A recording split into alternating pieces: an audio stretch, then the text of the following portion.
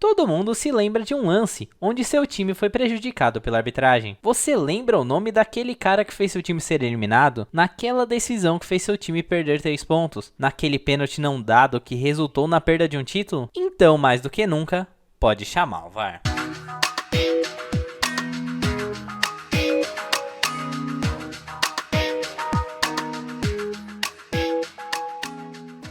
A equipe de arbitragem é peça fundamental em um jogo de futebol. Alguns ganham fama por serem bons e outros nem tanto. Uma decisão errada pode mudar completamente o andamento de um jogo de futebol, seja ele para o bem ou para o mal. A verdade é que, independentemente se está certo ou errado, ele sempre tem que beneficiar o meu time.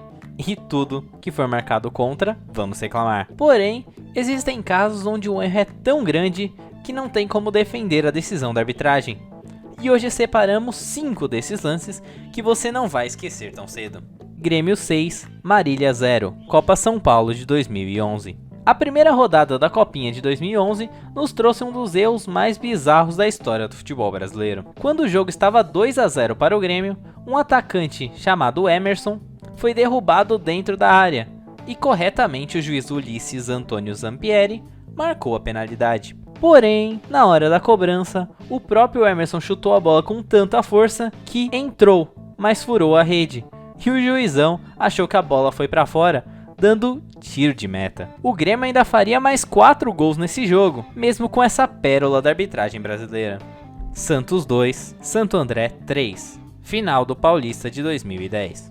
Em 2010 surgia para o mundo a mais nova geração de meninos da Vila, com Neymar e Ganso brilhando no Santos. O primeiro grande brilho desse time, que depois venceria a Copa do Brasil e a Libertadores, veio no Paulistão de 2010, onde a final foi contra o Santo André. No primeiro jogo no Pacaembu, onde o time do ABC Paulista era mandante, o Peixe venceu por 3-2, podendo perder por um gol de vantagem no segundo jogo no mesmo Pacaembu. Quando o jogo de volta estava apenas 1-1, o Santo André fez um gol com o Rodriguinho, porém foi anulado erroneamente, já que foi marcada uma posição de impedimento que não existia do lateral Carlinhos. O Ramalhão até venceu o jogo, também por 3-2, o que não foi suficiente para conquistar seu primeiro título paulista. Os torcedores do time lembram até hoje da marcação errada como o motivo da perda do Campeonato Paulista de 2010. Flamengo 1, Vasco da Gama também 1. Final do Carioca de 2014. Roubado é mais gostoso. A frase do goleiro Felipe do Flamengo irritou milhões de torcedores do Gigante da Colina em 2014. Neste campeonato,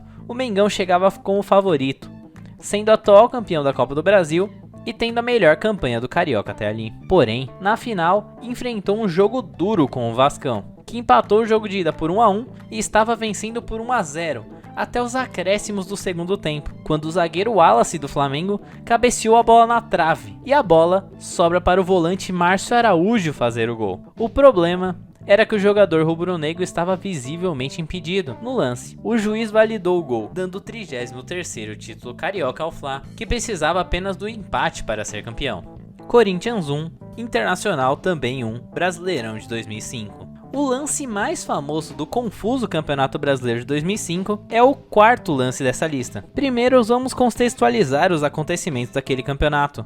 Corinthians e Inter disputavam o título ponto a ponto, quando veio a público a famosa máfia do apito, que pode ser o futuro tema para tratarmos. O esquema, que envolvia o árbitro Edilson Pereira de Carvalho, foi descoberto pela justiça através de uma matéria da revista Veja, que resultou em 11 jogos que já tinham acontecido serem anulados. Sendo assim, o Timão marcou mais pontos do que havia marcado anteriormente, o que fez com que assumisse a ponta da tabela passando o Colorado. No jogo válido pela 40ª rodada daquele campeonato, o Inter precisava vencer o Corinthians para empatar em número de pontos com o Alvinegro. O jogo terminou empatado em 1-1, porém o que chamou a atenção foi o carrinho quase criminoso do goleiro Fábio Costa, deu no meio do Tinga, do Internacional, e não marcou o pênalti, e ainda expulsou o jogador colorado. Por esse motivo, Márcio Rezende de Freitas jamais será perdoado no Beira-Rio. Corinthians 1, Boca Juniors também 1, Libertadores de 2013. No futebol, às vezes você é ajudado e outras vezes você é prejudicado.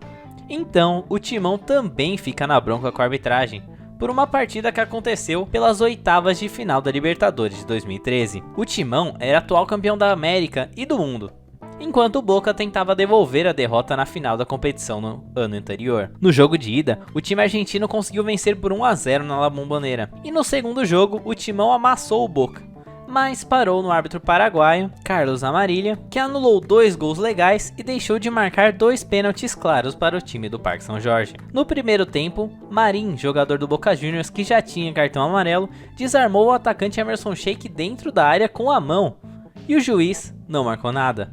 Poucos minutos depois, Romarinho marcou um gol para o Timão, mas o gol é anulado por uma posição de impedimento que não existia. Um pouco depois, Riquelme acertou um chute magnífico, colocando o Boca na frente do placar. No segundo tempo, Paulinho empatou para o Timão.